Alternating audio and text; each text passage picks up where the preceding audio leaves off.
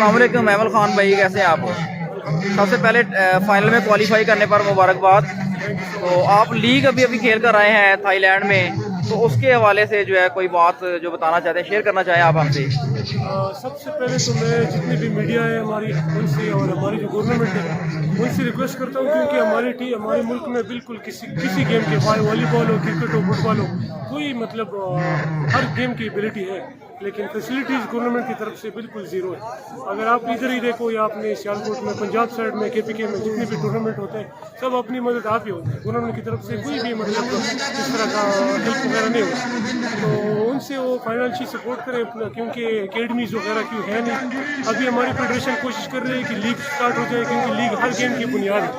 League start हो जाती है तो अकेडमीज भी बनती है, नए प्लेयरों को, लोकल प्लेयरों को, इंटरनेशनल प्लेयरों के साथ मौका मिलता है। तो इसी वजह से अपील है गवर्नमेंट से भी कि वो इस गेम पे पूरी तरह मुतवज्जह है।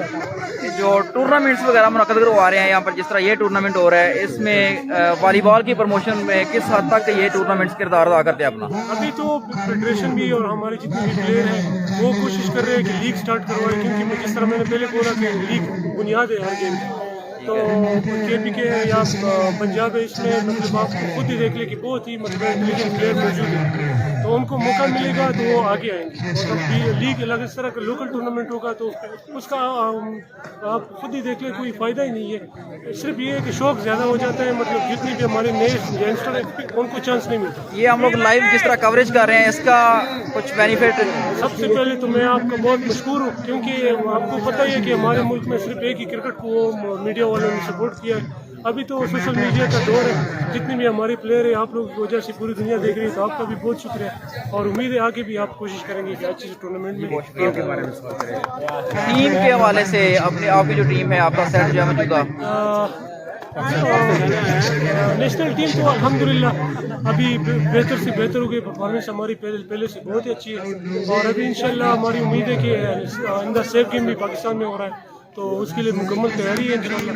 और उम्मीद है कि पूरे मुल्क को हम एक तोहफा देंगे इंशाल्लाह, गोल्ड मेडल हासिल करेंगे उसमें, और पूरी कौम से दुआ है कि पूरी तैयारी है पाकिस्तान टीम की। बहुत शुक्रिया सर। और नया जो टैलेंट हमारे नए लड़के हैं उनके लिए एक आध पैगाम और उसके बाद इजाज़त।